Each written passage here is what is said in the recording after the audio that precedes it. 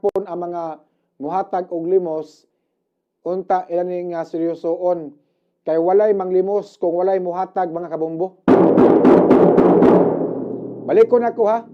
So karong adlaw gipahibaw ni Dr. Lucel Mercado aga pangulo sa Anti-Mendicancy Board mga kabombo nga sugod karong adlaw ilang gihingusgan ang ilang information drive sa publiko kabahin aning pagpahamtang og silot mga kabombo sa mga tawo nga muhatag og galimos ngadto sa mga makililimos.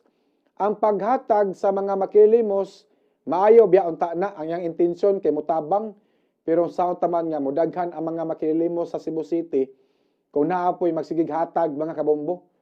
Walay makililimos kung walay muhatag og limos.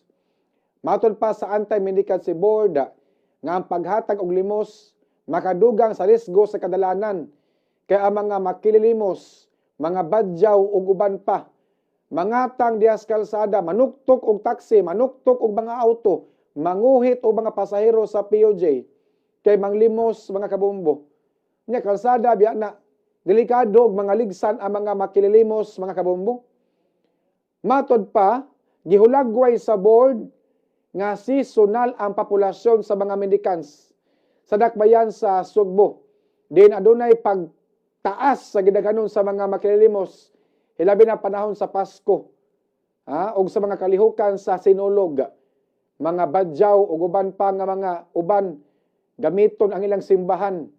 Mga religious sector kuno sila nga musaka og jeep unya magdag sobre ipanghatag gato sa mga pasahero mga kabombo. Para kuno sa ilang foundation, para kuno sa mga tawo nga naay kapansanan, para kuno sa mga tawo nga nagkalisod, ilang ihatag ang kwarta nga ilang madawat gikan sa pagpangayo sa mga pasahero. Sa mga pasahero nga muhug og kwarta sa sobre nga gipangtunol mga kabombo. Sa uban nga mga makilimos bitawag ani, kada mo saka og jeep ba nya motunol og sobre. Ngadto sa mga pasahero mga kabombo. Any amount lang kuno, any amount lang. Onya, makonsider ba na nga makililimos kada mga tawhana nga mosaka og jeep nga magdag sobre mga kabombo? Mao nga ang Cebu City Government mosilot sa mga makalapas sa Anti-Mendicancy Ordinance. Kanatay ordinance sa ana dugay na nga silutan ang mga tawo nga mohatag og limos sa mga makililimos. Mao nga ilang gilusad ang Stop Mendicancy Campaign aron mahunong na ang manglimos diri sa Cebu City mga kabombo. Unya kini mga makilimos magod kung imo ning tagaan magsalig ugma mabalik lang gyapon kasagaran anas sa manglimos daplin sa kalsada nga duol og simbahan kay daghan tawo nga mangagi. Unya mo ning papaulion sa ilaha sa ari mga tug daplin sa kalsada. Naay programa kaniadto ang Cebu City Government balik probinsya program kay kini uban mga tawo mga tug daplin sa kalsada nga manglimos ra po daplin sa kalsada taga probinsya sa Sugbo, taga province of Cebu ni sila. Taga ang kwarta, uli mo sa inyo, uli mo sa inyong probinsya. Musakay og bus, dawato ng kwarta, musakay og bus. O niya, itaod-taod, the following day, makita nimo nang limos lang yapon sa kulon mga kabombo. Dugay na ning problema ha, long overdue na ning problema ha mga kabombo.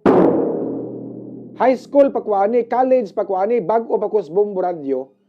Daghan ang makilimos diri Cebu City mga kabombo.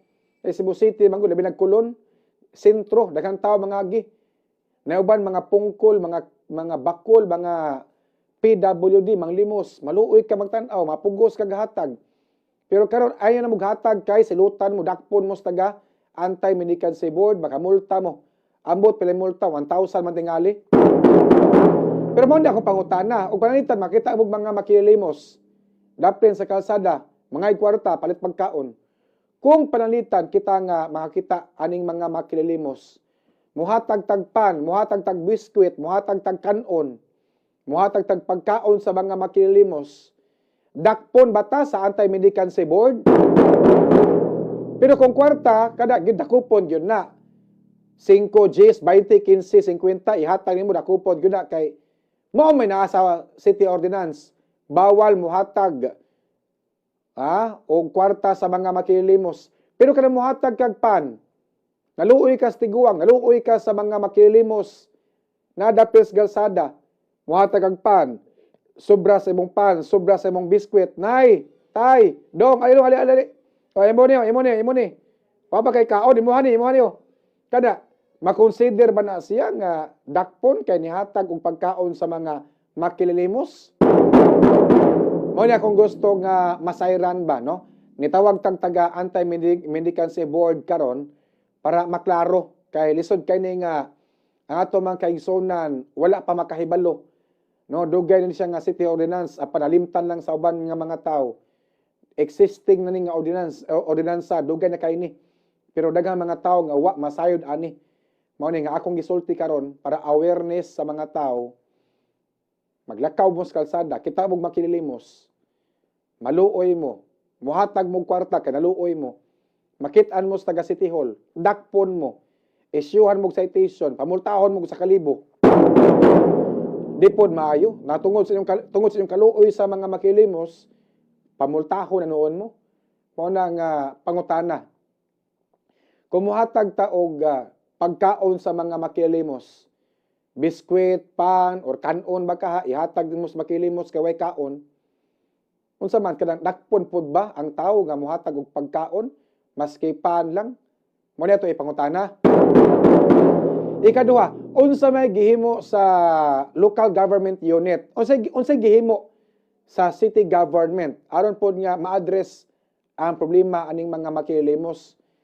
Kay kung ingon ani dakpon ang mga tao nga muhatag og limos, unya kining mga makilimos wa man ni income, wa man ni trabaho, nagsalig ra man ni sila sa pagpanglimos, unta ang gobyerno doon na po'y buhaton nga lakang, doon ay buhaton nga aksyon nga makatabang putas mga makilimos nga dili magsalig panglimos. Ilabi na kini mga badyaw kasagaran, mga badyaw gyud. Ang kini mga badyaw nga mga buutan, gudyaw daw kitawag ana. Nya kini mga badlungon badyaw.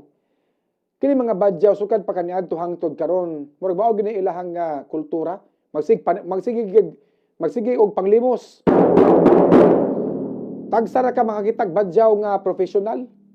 Kasagaran sa mga badyaw manglimos, bata pagani manglimos.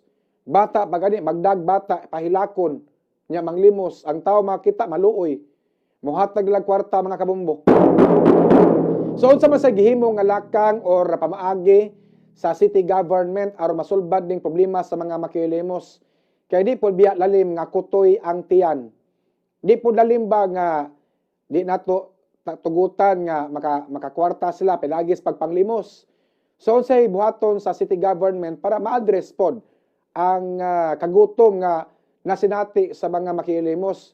Kung mingon ta nga tapulan mangguna sila, tapulan kuno ang mga makilimos. Tapulan siguro kato mga PWD, katong tapulan siguro kato mga himsog og lawas. Kana may himsog og lawas nga nanglimos. Pero kato mga PWD, mga pungkol, bakol nga di na gyud madawat og trabaho ba. Nga nadapis kalsada nga manglimos, unsa may buhaton sa gobyerno ana?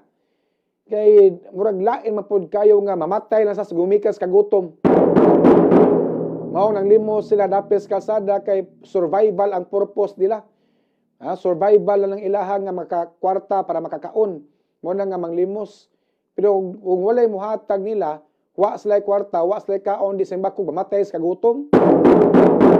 So akong gusto mahitabo nga sige, di ta mo hatag og limos pero unta ato po sa ipahimutang nga at least doon po sa income. So unsaon ka no? Ako naglibog ko kung unsaon nato pagpahimutang ang mga libod suroy nga mga badyaw nga mga makilimos sa Cebu City para di sila manglimos unsa may mga programa sa gobyerno nga maka-income pod sila para pod di na sila manglimos mga kabumbo. Mabito pag-ingon ni Mike Rama nga Singapore like Cebu City. Ako di ko motuo, suntok sa buwan nga mamahimo tag susama kanindot sa Singapore mga kabumbo. ang basura lang daan mo daw sa liso di address kay bisag wa pagani moagi ang garbage truck, ang uban mga tao ipabutang na mga basura daplin sa kalsada kay kayon sa iro magkatag. Oh. Ato mga informal settlers daplin sa sapa daghan pa kaayo. Mga tao nga libod suroy, mga buang daghan kayo maghubo pasporol. So unta madris nga maoga problema kung dili man gani nga diha dayon malimpyo or mawagtang ni mga tao nga mga libod suroy sa Cebu City, at least maminusan mga kabombo.